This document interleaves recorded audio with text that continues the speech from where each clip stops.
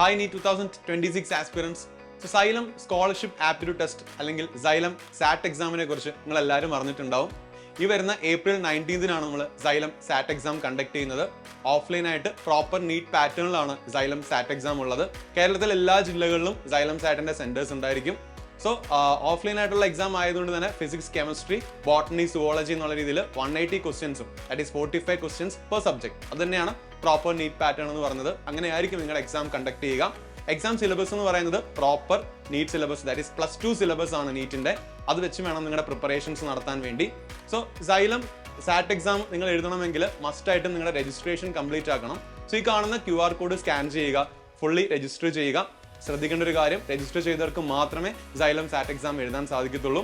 So xylem സാറ്റ് എക്സാമിന്റെ ഏറ്റവും വലിയ ബെനിഫിറ്റ് എന്ന് പറയുന്നത് കേരളത്തിന്റെ 9ഓളം ജില്ലകളിൽ വരുന്ന സൈലം ഹൈബ്രിഡ് സെന്റേഴ്സിൽ നിങ്ങൾക്ക് നീറ്റ് 2026 സ്കോളർഷിപ്പ് കൂടെ നിങ്ങൾക്ക് റിപ്പീറ്റ് ചെയ്യാൻ സാധിക്കും എന്നുള്ളതാണ്. So use this opportunity wisely. എല്ലാവരും മസ്റ്റ് ആയിട്ടും സൈലം സാറ്റ് എക്സാം എഴുതാൻ ശ്രമിക്കുക. And see you soon there. All the very best.